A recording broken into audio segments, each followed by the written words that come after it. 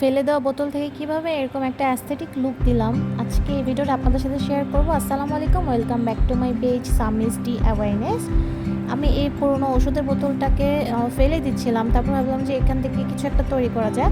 বাসায় যেহেতু ডোকোপেজ পেপার আছে, আমি ডোকোপেজ পেপার দিয়ে একটা কিছু তৈরি করব সেটাই ভেবেছি। তো পেপারটা খুবই পাতলা, তাই সাবধানতার সাথে এটা কাটতে হবে। পেপারটা আমি প্রথমে ফুলগুলো আলাদা করে নিয়েছিলাম পেপার থেকে। পেপারটা যেহেতু অনেক বেশি পাতলা, অনেকেই এটার ব্যবহার জানেন, আবার অনেকেই আছেন যারা নতুন, তারা কিন্তু এটার ব্যবহার জানে না। আমি এই দ্বিতীয়বারের মতো আমি এগুলো ব্যবহার করছি।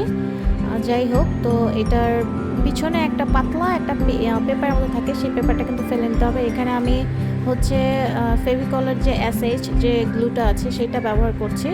অনেকে মডপজ গ্লু ব্যবহার করে, আমার কাছে যেহেতু সেই গ্লুটা নাই, ফেভিকলের এই গ্লুটার সাথে পানি মিক্স করে নিতে হবে, নয়তো এই আঠাটা ঠিক মতো বসবে না।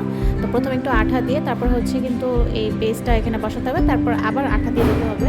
আমি অফ ক্যামেরাতেই বোতলের মধ্যে এই পেপারটা লাগিয়ে নিয়েছি। আমার এই পেপারটা তো অনেক বাবল দেখা যাচ্ছে। কাজটা খুব ধৈর্য সহকারে করতে হবে। আর আপনাদের যদি এই ভিডিওতে কোনো উপকার হয়ে থাকে তাহলে অবশ্যই লাইক কমেন্ট শেয়ার করবেন, আর আমাকে জানাবেন যে আমার তৈরি করা এই বোতলটা কেমন হয়েছে। নতুন আরও ভিডিও দেখতে আমার পেজটাতে লাইক ফলো দিয়ে পাশে থাকবেন।